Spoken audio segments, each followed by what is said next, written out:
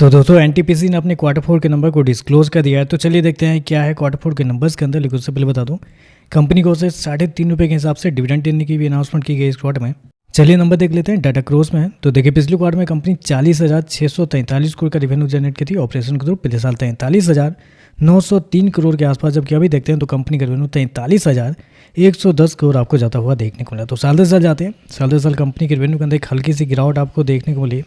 2% के आसपास की गिरावट है कंपनी के रेवेन्यू के अंदर। जबकि क्वार्टरली बेस पे जाते हैं तो क्वार्टरली बेस पे कंपनी के रेवेन्यू के अंदर तेजी आपको देखने को मिल रही है। लगभग बोल सकते हैं 6% के आसपास का जंप है। तो क्वार्टरली बेस पे देखते हैं तो 6% बढ़ते हुए देखने को मिले। जबकि साल दर साल जाते हैं तो 2% के आसपास की गिरावट आपको देखने को मिल रही है। कंपनी ने शो किया है 43,110 करोड़ का रेवेन्यू इस क्वार्टर में, जबकि मार्केट का अनुमान था लगभग 44,300 करोड़ के आसपास। तो आप कह सकते हैं जितना मार्केट का अनुमान था उससे कमजोर आपको देखने को मिला है, क्योंकि मार्केट का अनुमान था कि कंपनी के रेवेन्यू शायद आपको साल दर साल 1% के आसपास बढ़ते हुए देखने को मिल सकते हैं। लेकिन यहाँ पे देखते हैं तो 2% के आसपास की गिरावट देखने को मिल रही है। खर्चे की बात करते हैं, पिछले क्वार्टर में 35,044 करोड़ खर्च किए थे, पिछले साल 39,778 करोड़, जबकि अभी देखते हैं तो 37,324 करोड़ आपको जाता हुआ देखने को मिला। तो खर्चे भी देखते हैं तो खर्चे भी आपको ठीक है, कंट्रोल में आपको देखने को मिला है, क्योंकि 2% के आसपास का रेवेन्यू आपको गिरता हुआ देखने को मिला। लेकिन खर्चे देखते हैं तो खर्चे आपको 6% कम होते हुए देखने को मिला है। तो खर्चे देखते हैं तो खर्चे आपको कंट्रोल में देखने को मिल रहे हैं।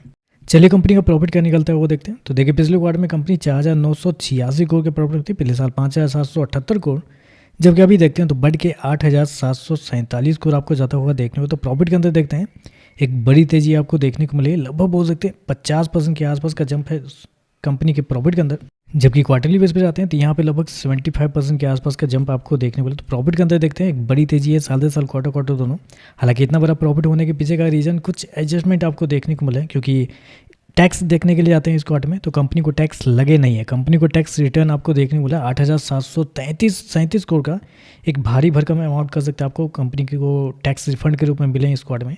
जबकि पिछले क्वार्टर में 2,103 करोड़ टैक्स दिए थे कंपनी ने और पिछले साल 2,320 करोड़ के आसपास। तो पहले तो यहाँ पे कंपनी को टैक्स लगा नहीं, टैक्स रिफंड कंपनी को 8,700 करोड़ के आसपास का हुआ है। दूसरा, कंपनी को इस क्वार्टर में रेगुलेटरी अकाउंट के रूप में कंपनी को कुछ नुकसान भी हुए हैं 6,694 करोड़ का, जबकि पिछले साल 2,064 करोड़ का कंपनी को फायदा हुआ था, जबकि पिछले क्वार्टर में 467 करोड़ का फायदा हुआ था। तो यहाँ पे देखते हैं तो इस क्वार्टर में टैक्स नहीं लगे, कंपनी को टैक्स रिफंड हुए। और दूसरा, कंपनी को रेगुलेटरी अकाउंट के रूप में कंपनी को बहुत अच्छे खासे नुकसान होते हुए देखने को मिला, जिसकी वजह से कंपनी का प्रॉफिट आपको बढ़ता हुआ देखने को मिला है।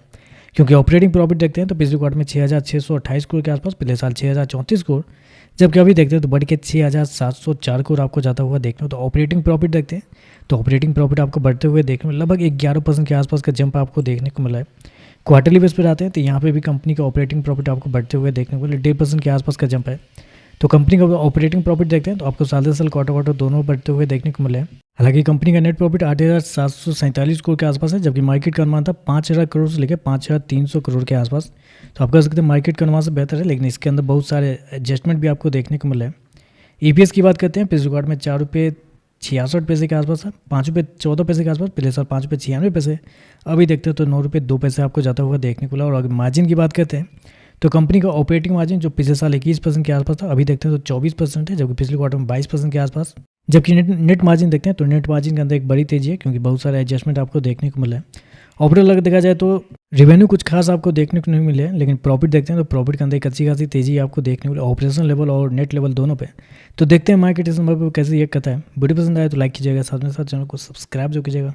धन्यवाद।